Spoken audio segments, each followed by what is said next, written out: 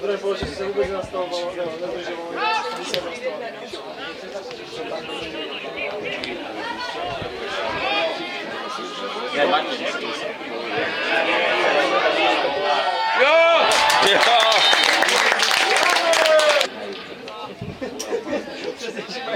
Ten zápas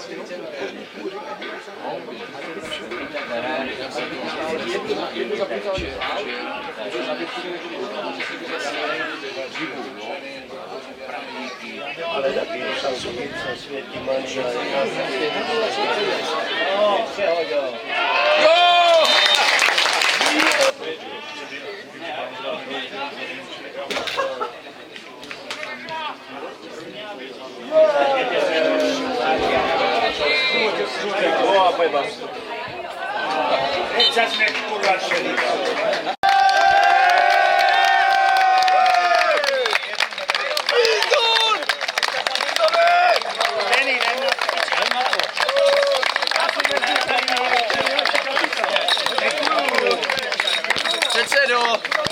Předsedo, je to doma! Je to doma! Děkujem.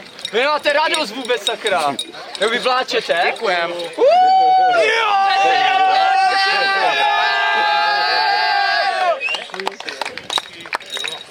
Budeme blázni! Co tady vezmeme? Nevyhulí ty ročníky. To je nádhera! To je nádhera! Těžké. No to nepouštěj, ale. Dobrý den, děkuji. Vy jste mi ho hodil! Máš 18 roků! Před 7 rokama. Nás nevíde.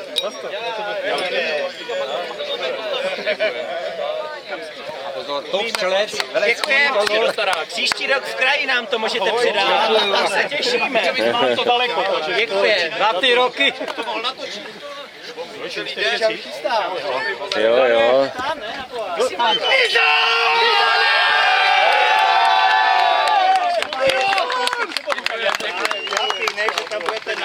Ale to je taky nezdržuj to!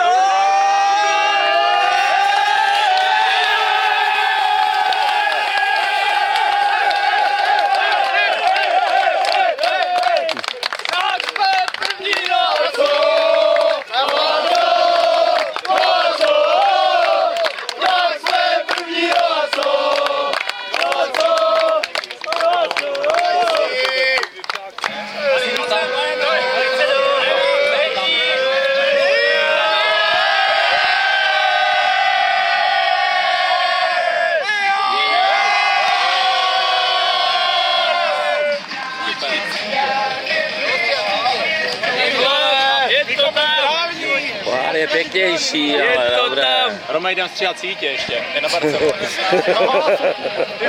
Tak vítám na našem rozhovoru trenéra nivnického mužstva, prvního mužstva, které právě vyhrálo první A třídu. Takže aktuálně, Alešu, pocity, jak se teďko cítíš? Pocity jsou fantastické, oddechli jsme si, spadl nám obrovský kámen ze srdce řekl bych, že jsme si to vítězství zasloužili za celou sezónu, protože 70 bodů není náhoda.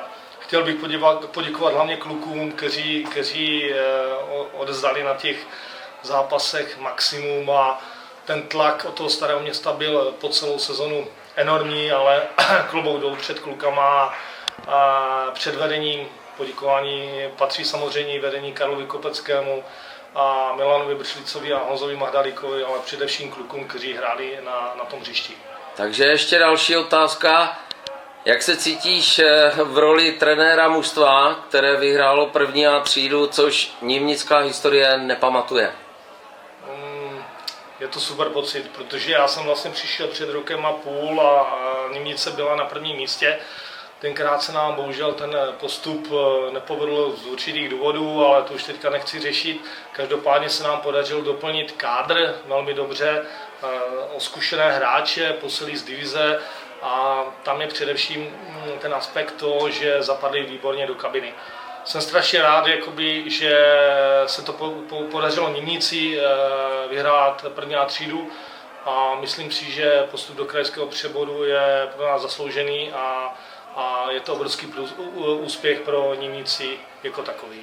Ještě víc nebudu trápit a teďka poslední otázka. 3 oříšky pro popelku, takže 3 přání tvoje do nejbližších dnů či týdnů a měsíců. Tak v první řadě moje přání je to, aby zůstal kádr pohromadě, aby kluci zůstali takový, jaký jsou, aby ta kabina byla taková, jaká je. Druhé přání je to, aby jsme hráli důstojnou roli v tom krajském přeboru. To je moje přání, aby jsme tam neudělali ostudu. A třetí přání je, aby Vlasta Velecký se dal dohromady, a aby byl opět s týmem, protože tohle je opravdu legenda Nivnického Kopané a patří do kabiny a strašně nám pomáhá. Trenére, moc děkuju a myslím, že to je i za nás, za fanoušky Nivnice jako nejlepší tečka. Je to tam, mistři, je to tam! Předsedo, takže poslední otázka, poslední rozhovor. Jaké máš pocity po skvělém posledním utkání a ještě lepší celé sezóně? Pocity jsou jednoznačně vynikající. Za 33 roků, co to tady dělám, nebo se snažím pracovat s tím, tak je to životní úspěch. A je to životní úspěch celého kolektivu. Jako, jo? Včetně trenérů, hráčů a také aj moja zásluha. Jako, jo? A krajský přebor vezmeme, zkusíme to, když to nepůjde, za rok se vrátíme zpátky. Proč bychom to neskusili? Však byli bychom sami proti sobě. Proto se to fotbal hraje, nebo každá soutěž se hraje proto, že chceš vyhrát a že chceš posunout. O tom toto je to soutěživost. Děkuju, myslím si, že to byly správné slova na závěr a budeme se věnovat dalším oslavám dneska. Tak teď vítám u kamery jako tahouna nejenom na hřišti, ale hlavně tahouna dál těchto oslav jako parádního postupu Nivnice do krajského přeboru. Takže Pavle, jaké máš teď pocity? Co bys tomu řekl? No, pocity jsou krásné. Myslím, že rok se vyvedlo, že trenér Aleš Zlínský udělal dobře, že nás tady vzal a že oslavy tady do Nivnice patří, zaslouží si to, protože se to tady ještě nevyhrálo a jsem strašně pyšnej, že za kluky že tady dneska můžeme slavit a udělali jsme to maximum pro to, bylo to náročné, Starák nám to nedal zadarmo a dneska můžeme vidět, že si to užijeme ve velkým a nejenom dneska. A už to po mně vyli! Tak Pavla už nebudeme dál trápit a pošleme ho zpátky do víru oslav. Děkujeme. Ano, taky. U kamery máme Benjamínka, našeho mužstva. Takže Robine, co říkáš na dnešní zápas a tvoje pocity po skvělém vítězství a postupu do krajského přeboru? Tak já jsem neskutečně rád, že jsem mohl být součástí vůbec toho týmu. Jsem rád za kluky, že jsme to zvládli jak tým, celá ta sezóna byla velmi povedená, bych řekl. Jsem rád i za sebe, že jsem jakože do mnohých utkáních pomohl týmu. A teďka si myslím, že si zasloužíme to pořádně oslavit, to vítězství. Výborně, děkujeme za to a běž slavit. Ano, děkuji. Tak a u kamery máme jedno z nejlepších střelců vůbec celé soutěže a nivnického týmu jako obzvlášť, takže Honzo, jaké máš pocity po dnešním zápase a vůbec trošičku zhodnoť celou sezónu? Tak samozřejmě skvěle, protože když to řeknu za mě osobně, přišli jsme ze Zlína, bylo to, nebo nechci říct, že to bylo pro nás těžké, ale sami jsme nevěděli, jestli tady zapadneme nebo ne, ale kluci nás přijali okamžitě suprově a myslím si, že ta sezóna vygradovala dnešním dnem, kdy jsme to vyhráli a jenom velká poklona všem klukům, kteří makali, dělali jsme vše pro to, aby jsme to vyhráli a no,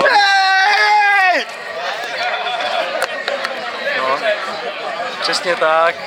A musím říct, že jako, jak jsem říkal, obrovský klobouk dolů před všema tady divníci, že nás vzali, že se to povedlo. Když jsme měli velice těžkou soupeře v podobě Staráky, který nás, se dá říct, prověřoval každé kolo, když jsme museli a ukázali jsme velkou sílu toho týmu a zvládli jsme to. Super, děkujeme moc za tvojich 17-18 gólů. 19, tak se omlouvám. A nejlepší střelec Vlastík říkal, že byl shodný, že jsi mu tu korunu nechal. Jemu bych to nechal kdykoliv. Super. A to svědčí o parádní partě jako v kabině. Děkuju za rozhovor. Taky. Takže další, tady máme Marka Bínu. Máro, jak se ti tady v Nivnici hraje? Jaké máš pocity po tomto posledním vítězném zápase a vůbec celé parádní sezóně? Hoši, fantázia, nádherné prostředí, myslím, že za to mluví, že každý domácí zápas jsme vyhráli, nestratili jsme ani bod doma a... Takže to je ono, kurva! To bylo ono odměna od spoluhráčů. Děkujeme. Tak u kamery máme nejlepšího střelca nivnického týmu. Vlasto, jak jsi viděl dnešní zápas a co říkáš vůbec této sezóně? Dnešní zápas jsem si opravdu užil, byla to radost se na to dívat a vidím, že máme potenciál, a i když tam nejsou, tak kluci jsou šikovní a mají na ten krajský přebor. A druhá otázka. Vlasto, strašně nám chybíš na trávníku, takže jak vidíš svůj návrat? Je to milé, jakože říkáte, že vám chybím, ale vidím, že kluci to zvládají i beze mě, jakože rád se porvu o to, když budu nápomocný, tak zabojuju o to, aby jsme v kraji dělali dobré jméno Nivníci. Naší kamery je teďka pilíř nejenom obrany, ale pilíř nivnických oslav postupu. Takže Peťo, jaké máš pocity po zápase a jak jsi viděl celou sezónu? Pocity jsou samozřejmě výborné. Ani jsme to asi nečekali, ale už jsme si říkali, že bychom to mohli vyhrát. Nikdo asi nebyl lepší jak my, ani to Staré Město, které nás porazilo jenom díky štěstí. Takže jsme na to čekali a jsme samozřejmě rádi za to nám podařilo. Je to přepsání historie, takže jsme za to samozřejmě rádi. Tak a teďka jsme dostali konečně před kameru kapitána mužstva, které vyhrálo první A třídu. Davide, jako za mě jako nejlepší hráč celé sezóny a kapitán mužstva, tak to má být. Tak se ptám, jaké máš aktuálně pocity jako z dnešního zápasu a vůbec celé sezóny? Tak je to super, jako zvládli jsme to, jako začátek zápasu byl nervózní, ale prostě pak jsme si to uhráli a góly padaly a bylo to super, jako všechno klaplo tak, jak mělo a jsem rád. Jsem rád, souhlasím s tím, že na začátku bylo trošku nervozity, ale pak jsme začali hrát svou hru, začali padat góly a dopadlo to tak, jak asi mělo, jo. A nebudu tě dál trápit, ale jedna ještě jako na závěr, jedno přání jako do budoucna. Nemusí to být jenom sportovní, ale vůbec, jako zkus nám říct jedno přání na nejbližší týdny nebo měsíce. Tvoje, osobní. Tak hlavně, ať je člověk v životě spokojený, prostě, ať ho baví to, co dělá, ať je rád mezi svojima lidma, ať je hlavně spokojený, to je, o tom to je. A tebe to evidentně tady baví v Nivnici, takže za to jsme strašně rádi a budeme se těšit, co nám předvedeš v dalších týdnech či měsících. Děkujeme. Taky děkuju. U kamery máme nedílnou součást našeho týmu jako z let minulých. prosím tě, jak se cítíš teďka po nějaké absenci 574, 4 dnů schyběl v německém dresu? Jaké máš teď pocity a jak to vnímáš, tu atmosféru? Je to nepopsatelný pocit. Vidím, že už jsme měli jednu šanci vyhrát první A třídu za trenéra Ondruška, když jsme měli 8 bodů náskok. Bohužel to skončilo nešťastně, když jsem se já zranil, pak odešel trenér Ondrušek i Mongi a bohužel ta sezona nedopadla tak, jak jsme si asi všichni přáli, ale přivedli jsme kvalitní hráče, kteří měli zkušenosti z vyšších soutěží a teď prostě jsme si s tím zatím šli a dokázali jsme si to, že na to máme a vyhráli jsme zaslouženě první A třídu a teď doufáme, že nám to bude šlapat i v krajském přeboru. Super, děkuji za krátký rozhovor a přeju hodně štěstí a hlavně zdraví. Já taky děkuji, nashledanou. Tak a u kamery na rozhovor vítám Pavla Konečného. Pavle, nebudu se tě ptát na euforii po vítězství, ale zeptám se, jak se ti vracelo do Nymnice z vlastně tvého působení v Uherském Brodě? Výsledky jsou úplně jasné, poslední dobou si se zapisoval čím dál tím častěji i do listiny střelců, tak řekni nám něco k tomu. No tak přechod z Uherského Brodu byl vlastně z vyšší ligy do nižší ligy, ale nakonec to dopadlo jak jsme chtěli, s Nymnicí jsme vlastně chtěli postoupit, dokonce jsem dal i nějaké góly, což jsem rád, že jsem pomohl týmu. Vlastně takový nejsilnější článek, co bych tady řekl, byl Honza Gojš. My jsme si s Honzou hrozně sedli, protože jsme proti sobě hráli vlastně, když jsem hrával ještě v Luhačovicích, tak on hrál v Baťově.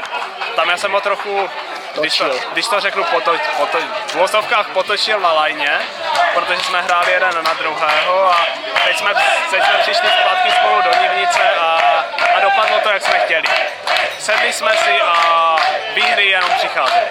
Ještě jedna otázečka, jenom taková krátká, protože už se z jednoho z Brodu do Nymnice vracel, tak jak vidíš další působení tady u nás? Tak další působení je to vlastně, když řeknu o nabídce. Žádná nabídka z Brodu mi ještě nepřišla, ale může přijít. Ale pokud bych musel zůstat tady v Nymnici, tak samozřejmě, že bych tady zůstal, protože tady máme skvělou partu a vlastně chtěli bychom postoupit co nejvíc, takže v divizi by byla krásné derby Nymnice s Uherským Brodem. Hlavně, to by všichni fanoušci chtěli a my taky. A v Brodě se zlato od hnoje nepozná, proto dneska se vyhrává a v Brodě se jde dolů. Na zdraví! Na Nymnici! Jo, tak děkuji za názory a super, kluci. Pojďme slavit. Děkujeme. A dalšímu rozhovoru tady máme pilíře nymnické obrany, takže prosím tě, zkus nám říct krátce, jak se ti dneska hrálo, protože do té 20. minuty to bylo trošku nervózní a jak jsi to viděl ty? Jak říkáš, do 20. minuty to bylo takové nervózní určitě, což bych řekl, že se dalo očekávat, jelikož hrálo se až do posledního kola, což jsme vlastně málo kdo si myslím, že to zažil. A myslím si, že nervozita stoupala už po Nedašově, že se to stupňovalo tréninkem, všichni věděli, o co šlo, ale věřím, že jsme byli nachystaní už od rozcvičky, i když bylo horko, si myslím, že bylo docela dost dusno, tak od rozcvičky šlo vidět, že si jdeme za svým, že to chceme urvat, že každý věděl, o co hrajeme. I když těch 20 minut bylo vlažný, tak i když nás trošku zatlačili, tak se čekalo jenom na to, co nás dobilo, dá se říct, větší část sezóny, že i když jsme dali do prvního poločasu góla, ne-li 2, tak dá se říct, že zápas byl náš. Vracel jsi se po určitých zdravotních problémech jako do mužstva, takže jak to s tebou vypadá a jak se momentálně cítíš? Když vezmu, že jsem byl na artroskopii kyčle, která dopadla tak nějak všelijak, což vidí každý, že můj pohyb je, i když takový, nevím, jak bych to nazval, tak bych řekl, i když jsem s klukama něco odehráli jsme nějakou tu divizi, tak si myslím, že pořád v těch letech mám klukům co předat, ne běžecky, ale zkušenostma, že jim pomůžu jakoby slovně a to pro mě hraje velkou roli, že i když vezmu pro všechny Zlíňáky, co tady jsme, že si myslím, že po té sezóně jsme zapadli, že to všechno funguje a že můžeme pokračovat dál, že je to super. Zdravotně je to každý den jinak, počasí si nevybere, kyčel si říká o slovo každý den, ale to je zase jiná věc, nechci se na to vymlouvat. Baví mě to, že ta parta tady je a ta parta, že tady je, mě láká pokračovat dál. To je úplně super, jako, takže za to ti moc děkuju a přeju hodně zdraví a na nějakou kyčel se můžeš vyprdnout, jako, ty to ukoriguješ aj hlasem a ti mladší spoluhráči vedle tebe jako jenom rostou a za to jsme moc rádi. Já jsem rád, že i když mám nějaký ten handicap, dejme tomu, tak že to tady funguje. Díky, čau. A už skoro ve tmě tady máme posledního pilíře Kubu Vítka, takže Kubo, jak se ti dneska hrálo a trošku nám přibliž tvůj vztah jako s panem Dolinu z Vojkovic, na kterého vždycky hraješ.